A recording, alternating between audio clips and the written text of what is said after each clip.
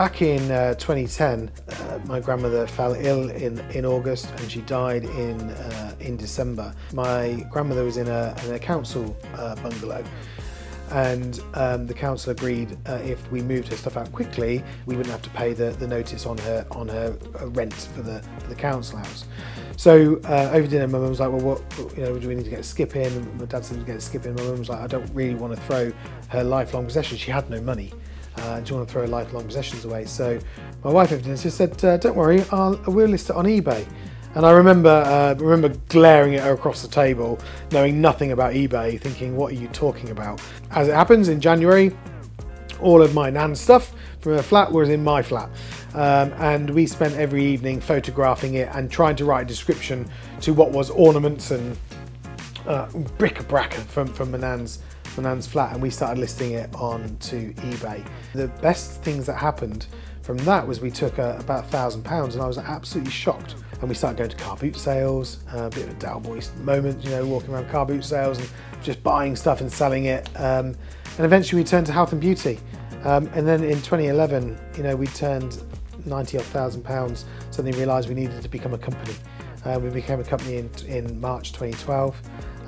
And we started selling health and beauty products, and we're buying them from wholesalers, distributors, and then directly with the brand themselves, and moving that forward and driving that piece to where we are today. It took us a couple of years. We got to £2 million without a strategy.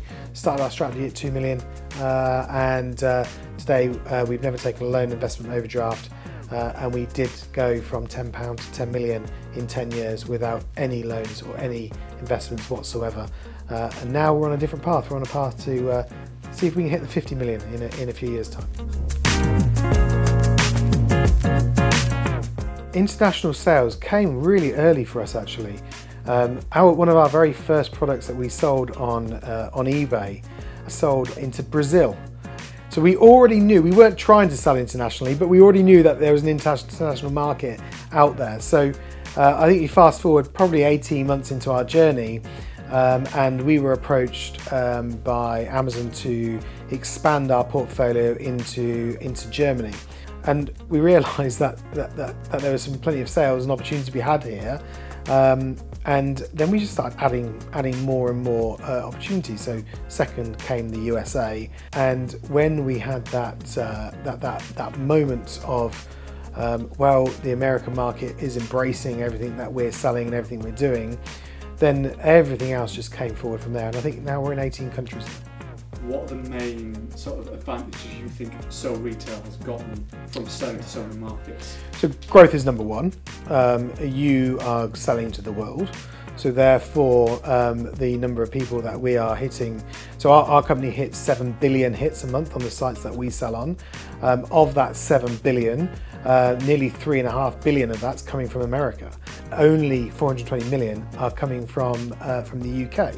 So when you look at the numbers, I mean, the more people that see it, the more people that buy it. In that theory, it opens up masses of growth opportunity. What are you looking forward to most about the Import Expo show? I'm very excited about being at the show. I can't wait to get there. These types of events, you'll hear some great speakers.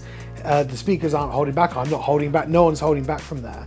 But also the network of people that you can meet from the different government support agencies, the different trade organisations, the different companies that are there, meeting face to face once more, and we all know what's happened in the last few years, meeting face to face once more and getting that advice and getting that support and getting that extra leg up for what you're trying to achieve is going to be second to none. It's going to be worth every minute that you spend there.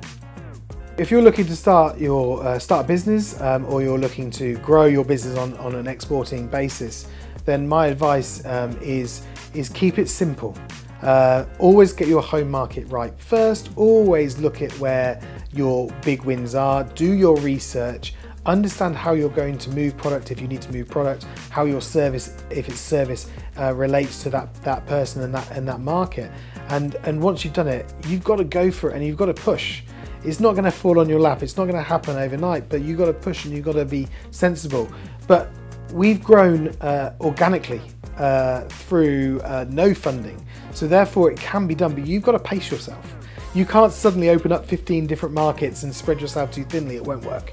So choose your markets carefully, make sure you've got the right people around you, make sure you've got the right companies around you and support around you, and once you start, then you can start to drive that market, increase that market, and then open up more.